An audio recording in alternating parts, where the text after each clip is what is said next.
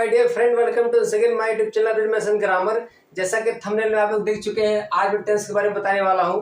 Tense English subject का बहुत ही important topic होता है। टेंस के बिना कोई भी इंग्लिश के बारे में नॉलेज नहीं हासिल कर सकता है। तो सबसे पहले टेंस के बारे में बता रहा हूँ। टेंस मतलब होता है काल या समय, यानी कि ये तीन प्रकार के होते हैं। टेंस कितने प्रकार के होते हैं? तीन प्रकार के होते हैं। नंबर पहला है प्रेजेंट टेंस, दूसरा है पास्ट टेंस और तीसरा है फ्यूचर टेंस। प्रेजेंट टेंस का मतलब वर्तमान काल, वर्तमान काल मतलब जो इस समय चल रहा है। और पास्ट टेंस मतलब भूतकाल, जो समय बीत गया है उसी को पास्ट टेंस बोलते हैं, भूतकाल बोलते हैं। फ्यूचर टेंस मतलब भविष्य काल, यानी कि आने वाले समय को भविष्य काल बोलते हैं, फ्यूचर बोलते हैं, जो भी समय आने वाला होगा। यानी कि समय या काल तीन प्रकार के होते हैं। अब ये तीन रूप है, ये जो तीनों रूप होते हैं लिखा हूँ, प्रत्येक चार प्रकार का, चार प्रकार का। यानी कि प्रेजेंट टेंस भी चार प्रकार का, पास्ट टेंस भी चार प्रकार का और फ्यूचर टेंस भी चार प्रकार का होता है। मैं इसको लिख दिया हूँ, आप इसको नोट बना के याद कर लीजिए। यहाँ पर मैं जगह छोड़ा हूँ, यहाँ पर आप प्रेजेंट टेंस प्रेजेंट लिख सकते हैं, और पास्ट चारों होगा, और फिर फ्यूचर और फिर इधर सेम होता है। यानी कि अगर प्रेजेंट टेंस का बताना शुरू करें तो पहला क्या है? प्रेजेंट इंडेफिनिट टेंस, दूसरा क्या है? प्रेजेंट कंटिन्यूअस टेंस, तीसरा क्या है? प्रेजेंट परफेक्ट टेंस, और चौथा क्या? Present perfect continuous tense. चौथे वाले में कंटिन्यूअस परफेक्ट मिलके होता है। अगर पास्ट बोलना चाहे तो यहाँ पर आपको पास्ट बोलना पड़ेगा। तो अब मैं प्रेजेंट टेंस के बारे में बता रहा हूँ। प्रेजेंट टेंस चार प्रकार के हो गए, तो चारों का वीडियो में कंटिन्यू बनाऊंगा, प्रतिदिन बनाऊंगा, कोशिश करूंगा रोज मैं आपको एक वीडियो बना दूं। क्योंकि वीडियो लंबा हो जाएगा, इस नाते इसको दो पार्ट बनाऊंगा। Present indefinite tense, affirmative negative एक साथ, इंट्रोगेटिव 5 टाइप के होते हैं, जिसके कारण हमको सेकंड वीडियो बनाना पड़ेगा। तो मैं कहूँ यही आपसे राय दूंगा कि एक भी वीडियो आप मिस मत कीजिएगा। बहुत ही सरल भाषा में, आसान भाषा में, जरूरी उतना ही आपको बताऊंगा। तो चलिए वीडियो शुरू करते हैं। पहले मैं प्रेजेंट टेंस के बारे में कुछ लिख देता हूँ, फिर आपको समझाता हूँ।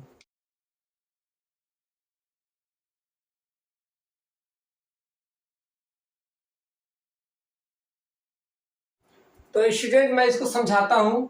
प्रेजेंट इंडेफिनिट टेंस सबसे पहले मैं नंबर 1 वाला लिख दिया हूँ। पहचान, इसको पहचानें कैसे, आइडेंटिफाई कैसे करेंगे, पहचान कैसे करेंगे। तो सब नंबर 1 पे लिखा हूँ, इस काल के वाक्य में वर्तमान समय में किसी काम का करना या होना पाया जाता है। तो ये तो ठीक है, वर्तमान समय में होना, काम का करना पाया जाता है। मेन पहचान क्या होता है? इन वाक्यों के अंत में ता है, ती है, ते है आज शब्द आते हैं, या इन वाक्यों में क्रियाओं के अंत में ता है, ती है, ते है शब्द जुड़े होते हैं। ये हो गया पहचान। और फिर अनुवाद के नियम बताने से पहले मैं आपको बता देना चाहता हूँ, सिंगुलर सब्जेक्ट और प्लूरल सब्जेक्ट के बारे में आपको मालूम होना चाहिए। सिंगुलर सब्जेक्ट का मतलब होता है एक वचन, क्योंकि बार बार इसको हमको बोलना पड़ेगा। एक वचन होता है, एक वचन सब्जेक्ट माने कर्ता होता है। एक वचन कर्ता होता क्या है? जब किसी शब्द से किसी एक व्यक्ति या वस्तु हो या प्राणी हो का बोध होता है, तो उसको हम क्या बोलते हैं? सिंगुलर बोलते हैं, सब्जेक्ट बोलते हैं। अब वो चाहे व्यक्ति हो, चाहे वस्तु हो, चाहे प्राणी हो, लेकिन वो एक ही व्यक्ति का बोध हो, एक ही प्राणी का बोध हो, तो सिंगुलर से एक वचन कर्ता में आता है।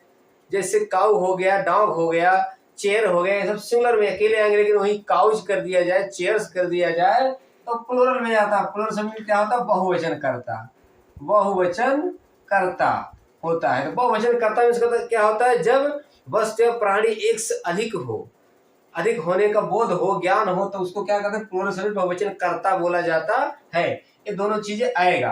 तो मैं फिर इसके बारे में अनुवाद के नियम में लिख देता हूँ, फिर आपको समझाता हूँ।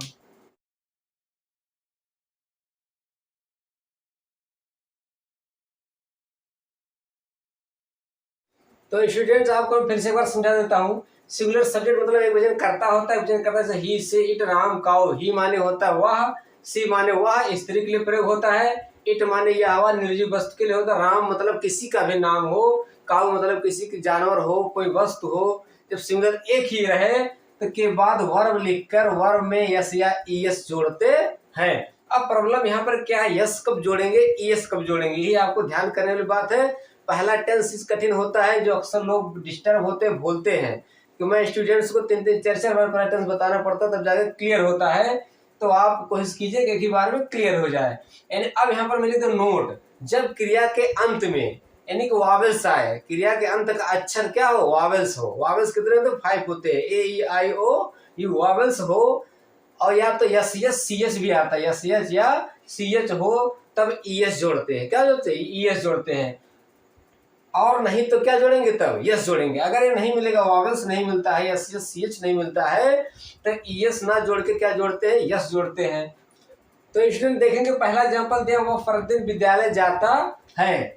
तो ये देखेंगे वाह, वाह का इंग्लिश क्या होता है, ही भी होता, सी भी लिखेंगे। अगर जाती है होता तो सी लिखा जाता है, लेकिन जाता क्या है, पुरुष का बोध होता है, जिसके नाते आप लिखेंगे ही के बाद हमको क्या ढूंढना, बहुत बच्चे डिस्टर्ब होते हैं, है मिल गया है तो इसको क्या इज लिख देते हैं, लेकिन इज हमारे जो पढ़े हैं, तो ये ता है ती है जो क्रिया में जुड़ा है, तो इज नहीं लिखा था। क्या नहीं में लिखा गया है कि इसमें वर्ब यानी कि सब्जेक्ट के बाद क्या लिखा था, वर्ब। तो वर्ब देखिए, ता जिसमें जुड़ा होता है वही वर्ब, जाता मतलब जाना, तो गो लिखेंगे, ही गो। अब क्वेश्चन इसमें यस या ईएस जोड़े कि ना जोड़े, तो देखेंगे सिंगुलर में जोड़ा जाता है, तो गो का अंत का अक्षर ओ आ गए, जो कि वावेल है। वावेल होने के नाते इसमें क्या जोड़ेंगे, ईएस, ही गोज टू स्कूल, जाने के लिए टू स्कूल। अब टू क्यों लिखा गया, जब कहीं जाया जाता है टू लिखा जाता है, प्रीपोजिशन है जिसका कोई अर्थ नहीं होता, जाने के नाते प्रयोग होता है। ही गोज टू स्कूल कहाँ जाता है, प्रतिदिन। प्रतिदिन का क्या लिखेंगे, डेली लिखो या एवरीडे लिखो, तो मैं डेली लिख दे रहा हूँ।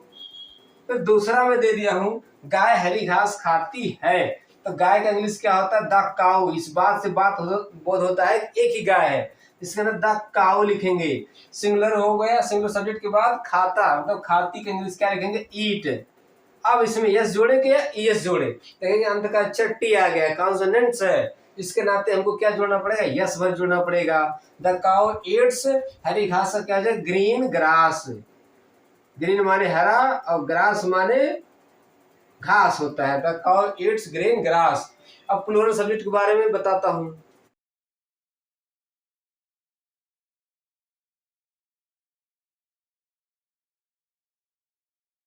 तो स्टूडेंट मैं अफर्मेटिव सेंटेंस आपको बता रहा, अफर्मेटिव सेंटेंस मींस क्या था, साधारण वाक्य।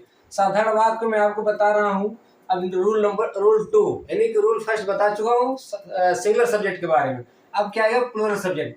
प्लूरल सब्जेक्ट होता है क्या, आई वी यू दे, इसको याद करना होगा। आई माने मैं होता है, मैं खुद का, लेकिन इंग्लिश में हो जाता है आई, तो आई को प्लूरल माना गया, बहुवचन माना गया है। आई वी माने हम होता है, यू माने तुम, या आप, दे माने वे, ये सब प्लूरल सब्जेक्ट में आते हैं। काउज हो गया, गोट्स हो गया, मैन हो गया, ये सब क्या था प्लूरल। जब एक से अधिक वस्तु प्राणी का बोध प्लूरल सब्जेक्ट में आता है।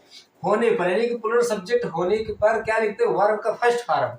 वर्ब का फर्स्ट फॉर्म लिखते हैं कि यस या ईएस क्रिया में नहीं जोड़ते हैं। अब यही पे प्रॉब्लम देखिए, ये बच्चे डिस्टर्ब होते हैं। सिंगुलर सब्जेक्ट जब रहेगा तो वर्ब में यस या ईएस जोड़ेंगे, अगर प्लूरल सब्जेक्ट रहेगा तो यस या ईएस नहीं जोड़ते हैं।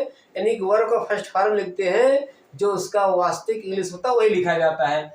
एग्जाम्पल ज्यादा क्लियर होगा।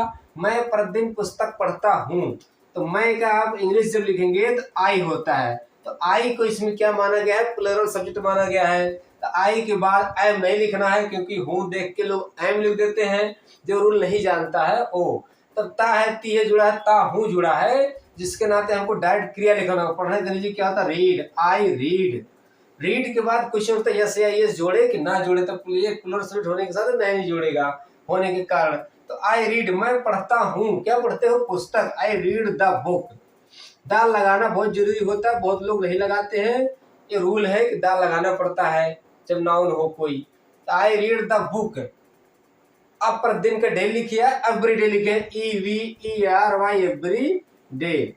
आई read the book every day. दूसरा, चिड़िया पेड़ों पर चहचहाती है। अगर चिड़िया होता है यानी कि चार बिंदी यहाँ पर ना लिखता तो एक चिड़िया माना जाता, चिड़िया बोल दिया गया है तो मतलब एक से अधिक चिड़िया है, जिसके नाते हमको लिखना होगा इसका इंग्लिश द बर्ड्स लिखना होगा, BIRD, यस द बर्ड्स।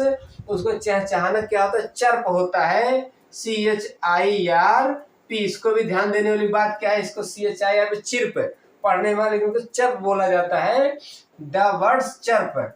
अब इसमें देखेंगे जब प्लूरल हो गया तो इसमें ऐसे यस क्रिया में नहीं जोड़ेंगे। द बर्ड्स चर्प, चहचहाती है कहाँ पर, पेड़ों पर, तो पर का इंग्लिश क्या लिखेंगे, ऑन। द ट्रेज लिखेंगे, TREES, पेड़ों पर होने के नाते ट्रेज लिखा गया, अंदर ट्रेज। फिर वे मैदान में क्रिकेट खेलते हैं, तो वे का इंग्लिश दे होता है, जो कि क्या माना गया, प्लूरल माना गया है। क्रिया ढूंढिए, खेलना होता है प्ले, दे प्ले, वे खेलते हैं, क्या खेलते हैं, cricket. They play cricket, CRICKET। They play cricket कहाँ खेलते हैं, मैदान में। जब में आता है तो इन से शुरुआत करते हैं, in the ground, GROUND, ground, play ground भी लिखा जाता है। तो they play cricket in the ground. ये हो गया अफर्मेटिव सेंटेंस का, यानी कि साधारण वाक्य जब रहेगा, सकारात्मक वाक्य रहेगा तब। अब नंबर आएगा नेगेटिव सेंटेंस का। तो पहले उसका रूल लिख देता हूँ, 3 रूल होता है, फिर आपको समझाता हूँ।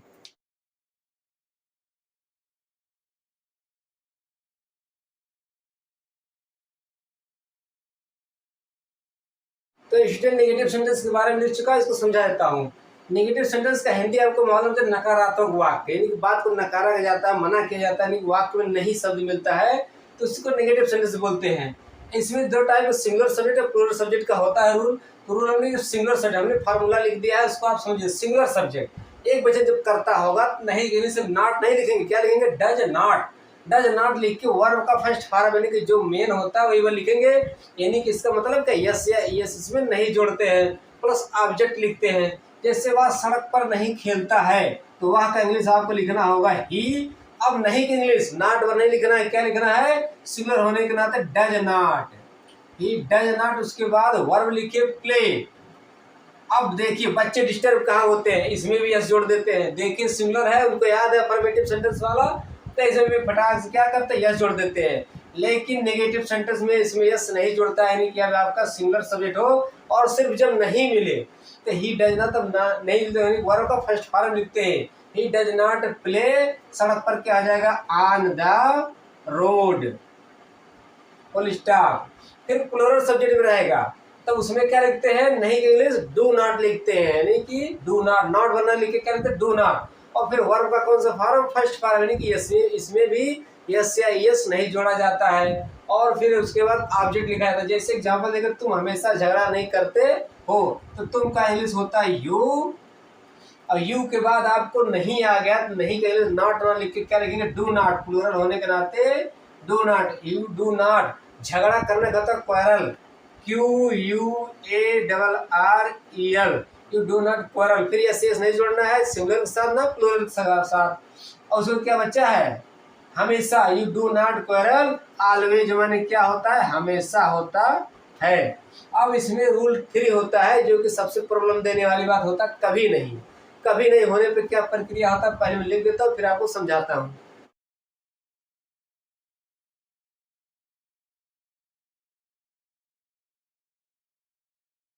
तो स्टूडेंट नेगेटिव सेंटेंस में रूल जो 3 है, सबसे हार्ड, सबसे कठिन होता है, जो बच्चे बोलते हैं।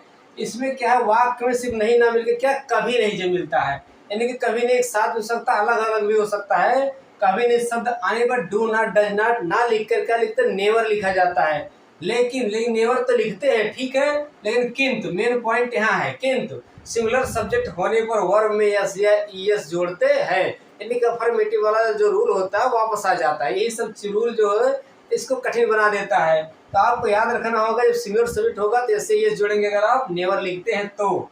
अब प्लूरल आएगा तब नहीं जोड़ेंगे। जैसे एग्जांपल ज़्यादा समझ में आएगा, वह कभी नहीं झूठ बोलता है, जब आप वह का इंग्लिश ही लिख देंगे, यहाँ पर देखिए कभी नहीं आ गया, तो कभी नहीं की इंग्लिश क्या लिखेंगे, नेवर, ही नेवर। उसके बाद झूठ बोलने की इंग्लिश क्या होता है, टेल ए लाई, बोलना का टेल होता है, उसी में ए लाई जोड़ दिया जाता है, ही नेवर, TELL, टेल। लेकिन यहीं पर रुकना होगा आपको, क्योंकि जब सिंगुलर सब्जेक्ट है और नेवर लिखे हैं, सिंगुलर सब्जेक्ट क्रिया में क्या जोड़ेंगे, यस या ईएस जोड़ेंगे। टेल के बाद, टेल में देखिए अंतिम अक्षर यल आया है, इसके नाते आपको यस जोड़ना पड़ेगा, वावल्स होता तो ईएस जोड़ते। ही नेवर टेल्स ए लाई, ये कंप्लीट हो गया। अक्सर ये बोलते हैं, अगर आपको याद रहे तो बहुत अच्छी बात है। वे लड़के चोरी कभी नहीं करते हैं, तो वे लड़के, यहाँ पर देखिए वे का इंग्लिश बहुत लोग दे लिखते हैं, लेकिन वे लड़के के साथ जब लिखा जाएगा तो इशारा से बताया जा रहा है कि वे लड़के चोरी कभी नहीं करते। इशारा होने मतलब देना लिख के क्या लिखते हैं, दोज लिखा जाता है। दोज लड़के क्या होता है, बॉय लिख दीजिए, चिल्ड्रन भी होता है लेकिन बॉय लिखिए बेहतर पड़ेगा। दोज बॉयज, प्लूरल हो गया, देखिए बॉयज लड़के। तो उसके बाद आप नहीं, कभी नहीं इंग्लिश क्या लिखेंगे, नेवर। नेवर लिखने के बाद आपको वर्ब ढूंढना होगा, चोरी करना। यहाँ देखिए अलग हो गया है, लेकिन चोरी करना ऐसे मेन वर्ब है। देव बाय नेवर, चोरी करना स्टील होता है, STEAL।